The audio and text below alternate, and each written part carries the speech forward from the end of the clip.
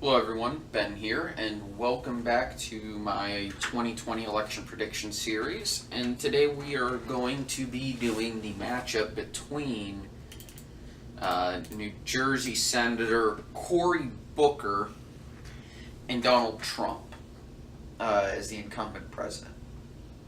And, well,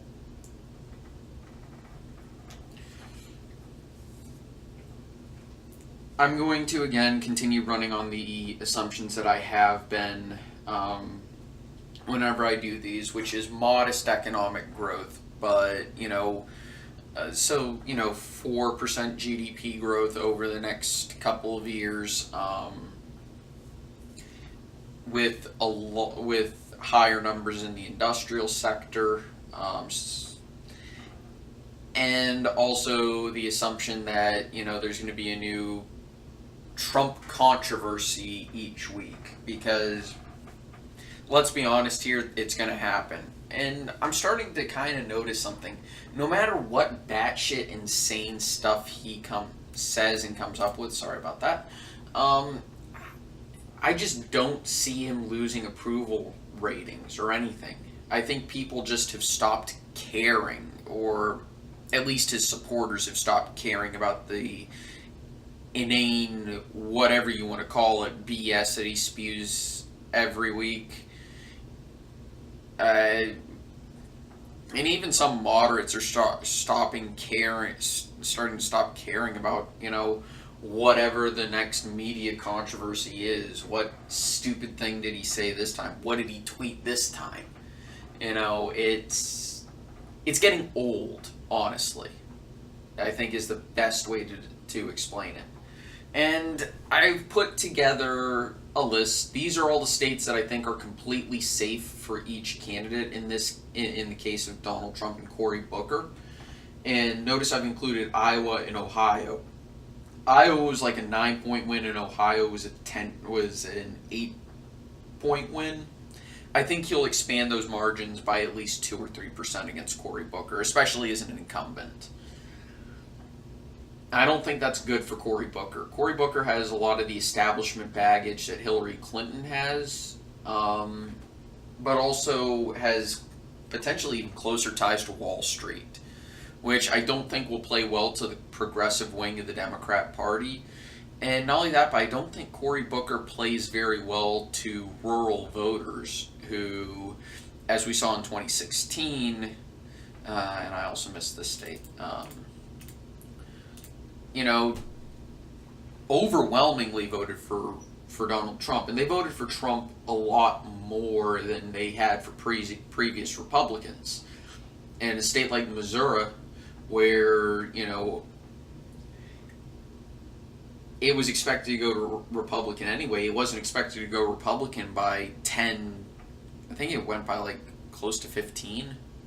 I have to recheck the margins there, but it wasn't exactly close.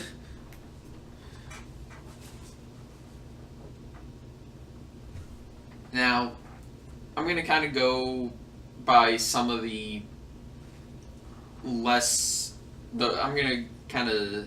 trying to debate how I want to do this, because we're going to automatically say that Arizona is going to go for Donald Trump, potentially by about 5 points in this scenario against Cory Booker.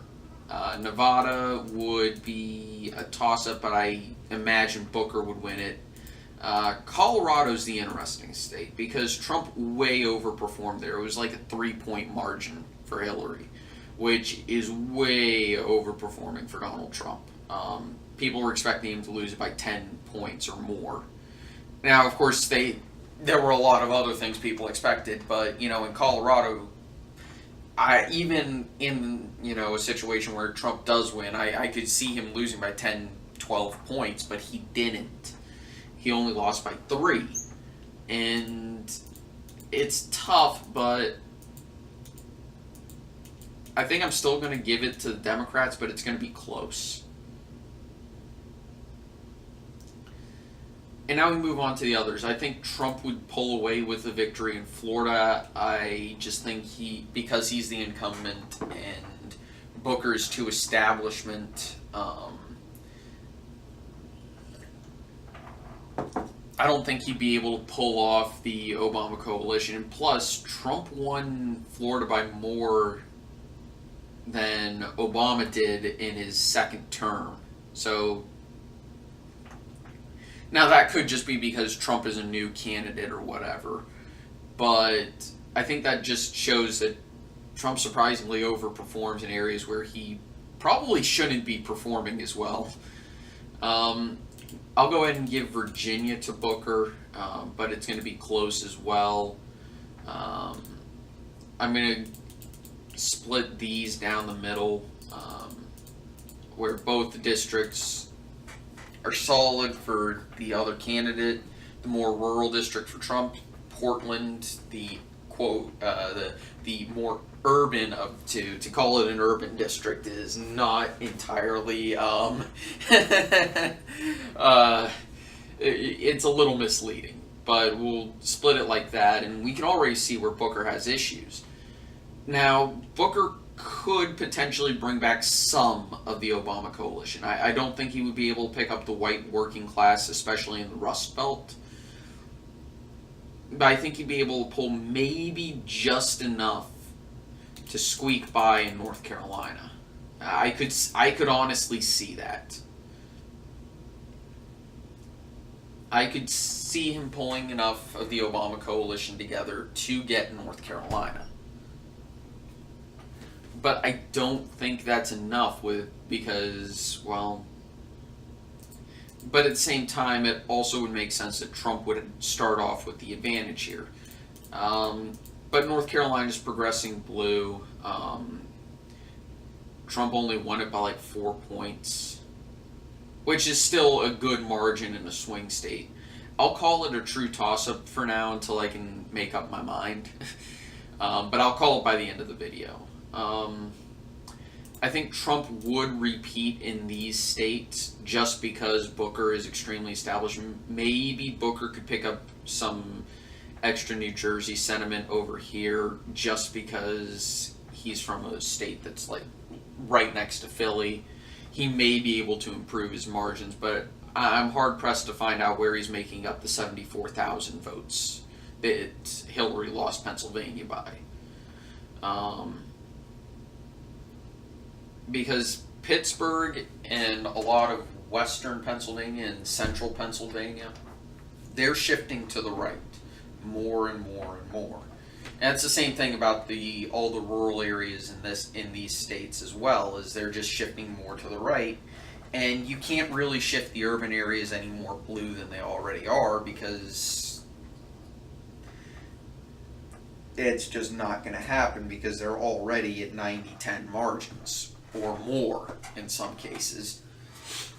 But that's about as big a margin as you can get in the United States is 90-10. You're not going to get 99% margins, except in a few precincts. But in the town overall, you're not going to do that. You know, that actually kind of makes me think North Carolina would still go for Trump.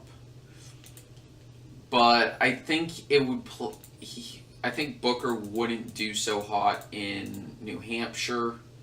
And I think this district would also lean Trump. Minnesota is the interesting one. I don't know whether to call it for Booker or Trump simply because Trump, again, way overperformed his polls, but he did that across the nation in a lot of places. I don't think Booker would play well to the rural voters, but he would do well in the Twin Cities. But again, I think Trump maybe would improve. He could potentially win Duluth, which is up here in the Iron Mountains, this area. Maybe he'd be able to improve his margins in one or two of the suburbs. I'm not sure if it'd be enough to flip the state, but Minnesota would be... This is a tough one. It really is. Same with North Carolina, to be quite honest. I could see scenarios where Trump gets Minnesota and Booker gets North Carolina. But I think I'm going to say that Trump gets Minnesota. but he loses points in North Carolina. Say he only wins by 2 points this time. I think that would be a reasonable scenario. Um, but I think he expands his margins in the Upper Midwest against Booker. I just I just don't see Booker winning this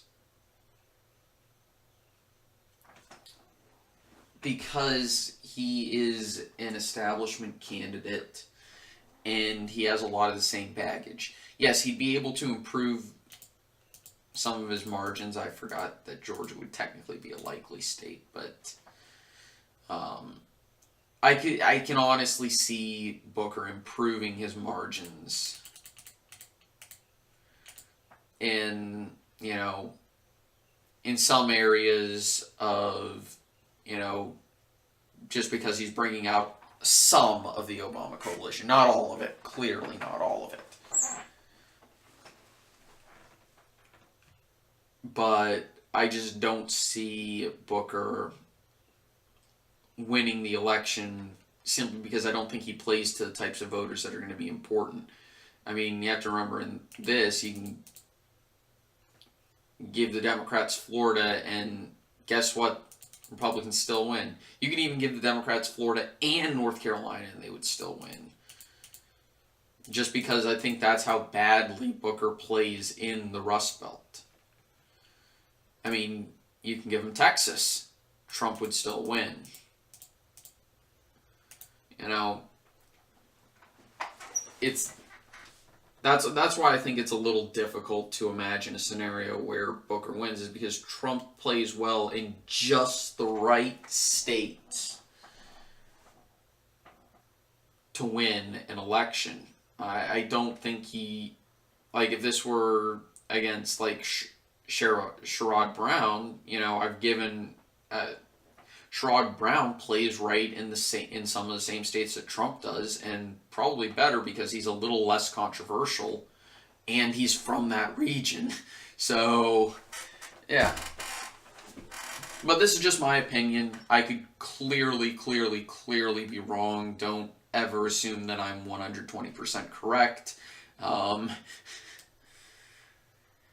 think it's important to remember that I can be wrong in every video, because I could be.